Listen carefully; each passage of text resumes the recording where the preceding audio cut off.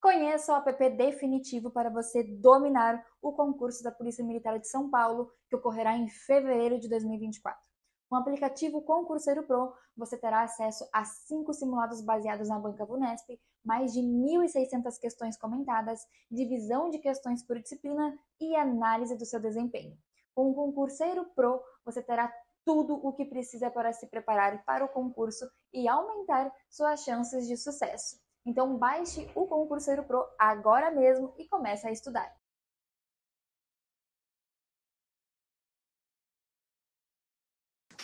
Olá, estudantes! Professor Admilson Costa, e sejam todos muito bem-vindos a este Resolvendo Questões da Polícia Militar de São Paulo, certo? Ok. Pessoal, então, durante a semana nós teremos aí várias disciplinas corrigindo questões aí que podem te ajudar para a aprovação no concurso da Polícia Militar de São Paulo. Mas também pode te ajudar em outros concursos, tudo bem? Então eu estou falando de geografia. Comigo vocês verão história geral e do Brasil do século XIX, século XX, beleza? Que inclusive do século XX, se alguém tiver ainda já com um pensamento para o outro ano de aluno oficial, a mesma coisa também serve. Geografia, matemática, direito constitucional. Então a gente tem aqui uma gama de disciplinas aí durante a semana. Então não perca tempo, beleza? Fique conosco e se desenvolva. Então nós vamos responder aqui hoje 8 questões de história geral e do Brasil, onde eu me concentrei neste conteúdo do século XX por conta do edital da PM São Paulo, mas que vai te ajudar muito. O Andrei disse que sabe tudo sobre história sobre o jogo, por causa do jogo. Rapaz, cuidado, bora lá para a tela então. Vamos que vamos. Questão de número 1 diz o seguinte: a eclosão da guerra foi comemorada nas ruas das grandes cidades europeias. O segundo semestre de 1914 foi marcado por explosões de fervor cívico e delírio nacionalista, em manifestações, discursos e deboches contra os inimigos. Então, neste primeiro parágrafo, a gente está dizendo aqui que essa perspectiva da guerra, do início da guerra, trouxe comemorações. Por quê, pessoal? Por conta da visão romantizada que a guerra tinha, por conta dos conflitos que as nações tinham se envolvido, tudo bem? Finalmente chegaram o momento de cada indivíduo se sacrificar pela pátria. Em várias localidades, os homens fizeram longas filas para se alistar voluntariamente. A guerra era uma felicidade. O clima inicial de euforia na Primeira Guerra Mundial logo foi substituído por um conflito longo e violento entre as principais potências da época. No contexto das alianças militares, Inglaterra, França e Rússia constituíram inicialmente. Beleza? Então, eu tenho a Inglaterra, a França e a Rússia. Elas estão em um mesmo lado. Tudo bem? Tranquilo. Letra A, Tríplice Aliança. Letra B, o Eixo. Letra C, a Tríplice Entente. Letra D, os Aliados. E letra E, a Invencível Armada. Uma das coisas que a gente precisa levar para a prova, quero mandar um abraço para mim, para a Monique Silva, que chegou aí e falou: boa tarde, professor. Seja muito bem-vinda, Monique, e o Derek e o John Max. Beleza? Sejam todos vocês muito bem-vindos. Primeira coisa que você precisa lembrar quando a gente fala de Primeira Guerra Mundial é uma consequência direta do imperialismo. Show de bola? É uma consequência direta dos sentimentos nacionalistas. Isso é muito importante também. Outra coisa importante, resultado dos frutos que a própria Segunda Revolução Industrial proporcionava. Tudo bem? Armas, etc e tal. Paz armada, todo aquele contexto que a gente falou. Aqui no item há uma confusão. Eu já vi que a galera foi acertando aí, marcando aqui. Importante, parabéns. Mas uma grande ideia que você precisa levar para sua prova é o seguinte. Dá uma olhada aqui na tela. Quando eu falo de Tríplice Aliança e falo de Tríplice Entente, eu estou me referindo à Primeira Guerra Mundial. Quando eu falo de eixo e falo de aliados, eu falo de Segunda Guerra Mundial. Tudo bem? Invencível Armada era a força naval espanhola, que de invencível não tinha nada, porque foi derrotada pelos ingleses lá no século 17. Tudo bem? Então, se eu estou falando de Primeira Guerra Mundial, Tríplice Aliança e Tríplice Entente. Como vocês bem marcaram aí, a letra C de bola. Não é C de bola? A letra C de Tríplice Entente. Meu Deus, o que foi? Tá dormindo, né? Tríplice Entente. Só para lembrá-los, credo em cruz. Quando eu falo de Tríplice Aliança, tá sabendo legal, né? Quando eu falo de Tríplice Aliança na Primeira Guerra Mundial, eu preciso falar de Alemanha, beleza? Áustria-Hungria e vou falar também da Itália, que abandona e pula para o outro lado da Entente. Tudo bem, pessoal? Entente, que são os aliados da Segunda Guerra Mundial. E aí, no contexto aqui da Entente, nós temos os países que vocês viram aqui referenciados. Inglaterra, França, Rússia e depois temos a entrada dos Estados Unidos, a entrada dos Estados Unidos na guerra. C de bola, Andrei, foi a melhor que eu fiz até hoje aqui no Gran Cursos Online. Misericórdia. Mas é C de capitão. Show de bola? C de capitão. Então vamos lá, questão de número 2. Questão de número 2 diz o seguinte: enquanto a economia balançava, as instituições da democracia liberal praticamente desapareceram entre 1917 e 1942. Restou apenas uma borda da Europa e partes da América do Norte e da Austrália. Enquanto isso, avançavam o fascismo e o seu corolário de movimentos e regimes autoritários. A democracia só se salvou porque, para enfrentá-lo, houve uma aliança temporária e bizarra entre capitalismo liberal e comunismo.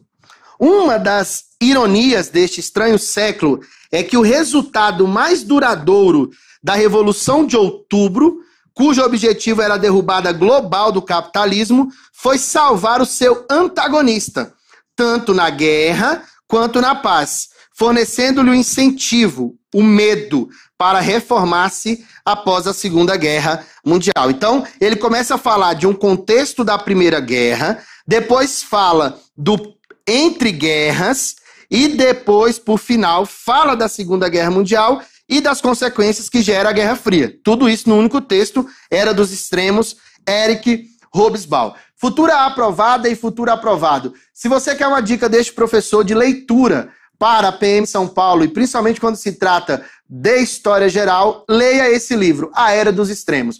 É maravilhosa a leitura, é muito tranquila e você vai chegar bombando. Se você fizer questões aí nos sites, etc e tal, vocês verão que a maioria das questões de história contemporânea tem alguma citação desse cara, do Eric Hobsbawm, beleza? Esplendoroso, gigantesco. Então, caso queiram, tá uma dica de leitura aí. Logicamente, adquirindo os materiais aqui do Gran Cursos Online, porque você tem toda essa dinâmica de mediação do conhecimento para que você se saia super bem. Então, tá bom. Nós tivemos a crise de 1929 e essa crise vai impactar o mundo inteiro neste período entre guerras. Então, a questão vem trabalhar essa dinâmica. Vejamos o que ela pede no nosso enunciado. Olha na tela. Segundo o texto, a economia balançava e as instituições da democracia liberal praticamente desapareceram entre 1917 e 1942. Tudo bem? Beleza. Devido. O que fez com que essa democracia liberal praticamente desaparecesse? Letra A. A crise financeira que culminou com a quebra da Bolsa de Valores de Nova York e a ascensão de projetos totalitários de direita. B de bola. Ao avanço do socialismo no continente africano e ao armamentismo alemão após a chegada dos nazistas ao poder. C. A ascensão econômico-financeira dos Estados Unidos e a Guerra Fria entre o Ocidente capitalista e o Oriente socialista. D de doido. Ao desenvolvimento do capitalismo industrial na Rússia e à derrota alemã na Segunda Guerra Mundial. Ao fim das democracias liberais no Ocidente e ao surgimento de estados islâmicos no Oriente Médio e no Sul Asiático. Queridos, prestem bem atenção. Quando a gente fala de um período entre guerras, a gente tem que lembrar o seguinte. Olha bem o que eu vou falar. E vocês podem colocar aí quais são as respostas que vocês acham que sejam as respostas corretas. Tudo bem? Primeira coisa. Quando o fim da Primeira Guerra Mundial, nós temos a Revolução Bolchevique, né, lá em pleno curso, principalmente porque depois nós temos aquela guerra entre o Exército Vermelho e o Exército Branco. Show de bola? Tá. A Europa está arrasada, estruturalmente falando, financeiramente falando, bem mal das pernas, por conta de toda a devastação que a guerra proporcionou. Tranquilos? Beleza. Quem teve papel preponderante na vitória da Entente? Os Estados Unidos da América. Eles tomaram o posto da Inglaterra, que antes era a grande credora do mundo. Os Estados Unidos da América, de endividados e devedores, passaram a ser os fornecedores, os credores do mundo. Então, o eixo econômico do mundo saiu lá da Inglaterra e foi para Nova York. Tudo bem? Beleza. Só que era uma economia liberal. Uma economia liberal que não fez as devidas intervenções na economia. Por quê? Quando a gente fala de crise de 1929, quem quebra é o mercado, não é o Estado. O Estado não quebrou. Beleza? O Estado tem a sua conotação liberal menor, mas ele não quebrou. Quem quebrou foi o mercado. Era o mercado que estava se regulando. Tudo bem? E não houve a intervenção devida do Estado fiscalizando, etc e tal. Tivemos uma crise de superprodução. A própria Europa começou a se recuperar de tudo aquilo que tinha acontecido. As duras penas que foram impostas para os alemães com o Tratado de Versalhes. Então, todo este contexto está no mundo. Só que quando acontece a crise de 1929 e vai gerando essa recessão no mundo, primeira coisa que vocês precisam lembrar é que a medida que socorreu os Estados Unidos da América foi uma medida intervencionista. É o New Deal, o novo acordo. Beleza? Na época, a União Soviética estava lá em amplo vapor a concretização dos planos do Stalin e ela não sofreu com a crise. Então, governos totalitários como...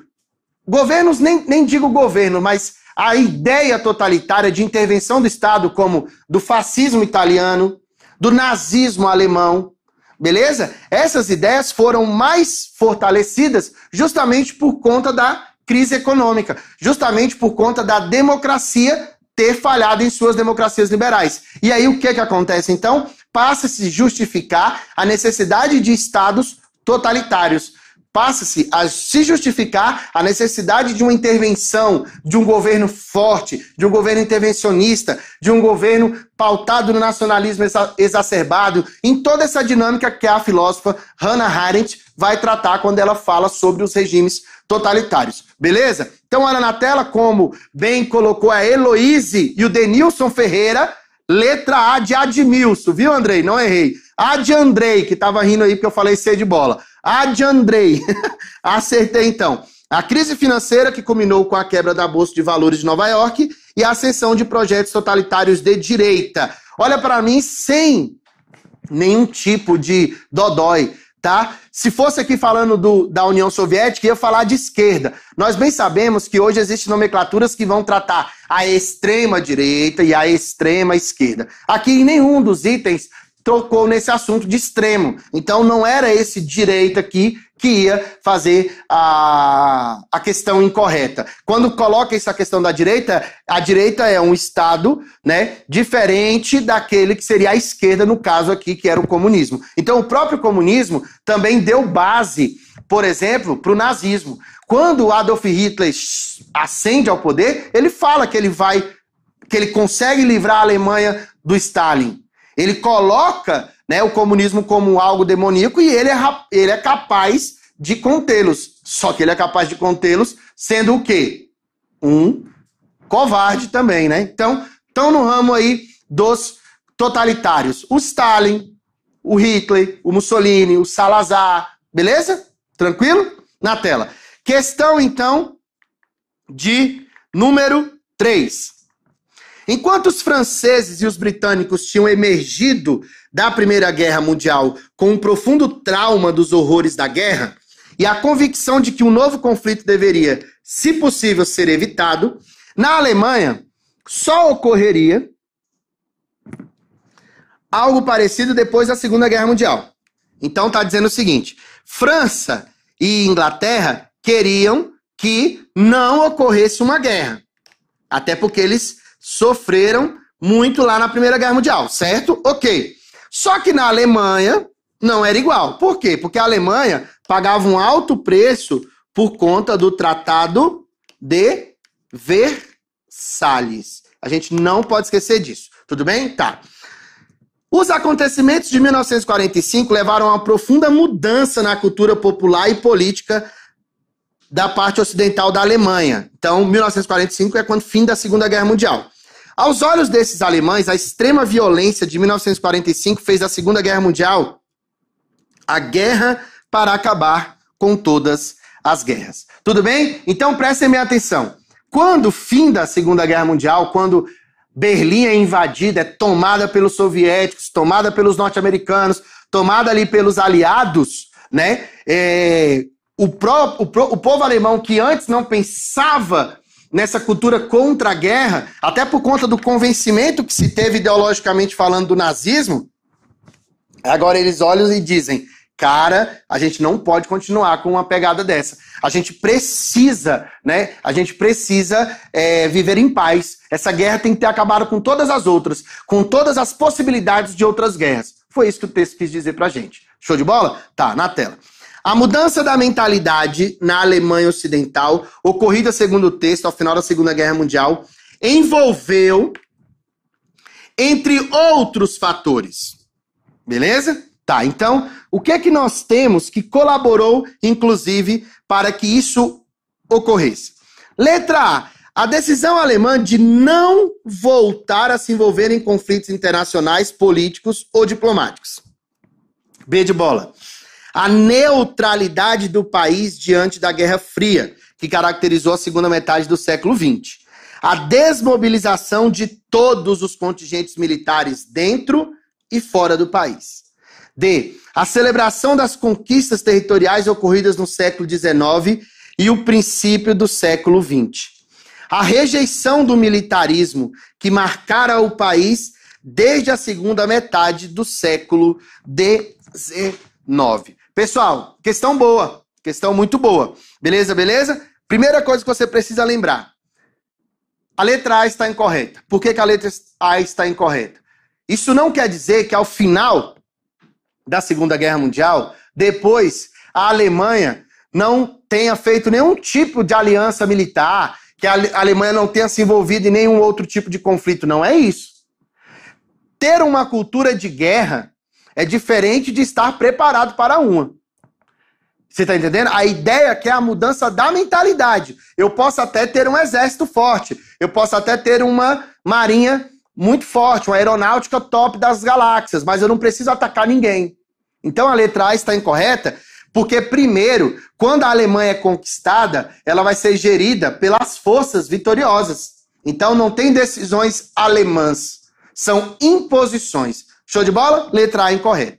Na letra B está falando que a Guerra Fria estava acontecendo e a Alemanha ficou bem assim. Tá maluco? Nós tivemos o próprio Muro de Berlim, né, que coloca uma Alemanha Oriental de uma Alemanha Ocidental, ou seja, não tem como estar correta a letra B. Na letra C está falando desmobilização de todos os contingentes militares. Não. O que você teve foi, lá no Tratado de Versalhes, uma diminuição drástica do poderio militar. Depois, nós tivemos a militarização empreendida pelo Adolf Hitler. E quando o fim da Segunda Guerra Mundial, não acaba com todo o contingente militar alemão. Pode acontecer a diminuição, mas acabar de forma alguma. E por que não é a letra D? Na letra D está falando assim, celebração das conquistas dos territórios. Como é que você muda a mentalidade de guerra e vai continuar comemorando os territórios que você tomou dos outros? Como é que você vai comemorar uma partilha da África lá na Conferência de Berlim? Então a letra D também está incorreta. Tudo bem? E aí, olha na tela. Letra E. A rejeição do militarismo que marcara o país desde a segunda metade do século XIX. Ou seja, depois de 1850, porque nós teremos a unificação alemã. Como vocês sabem, A unificação alemã foi uma unificação a partir da guerra. Nasce um país unificado sob a liderança do Kaiser, certo? Que é um imperador e que tem um grande exército.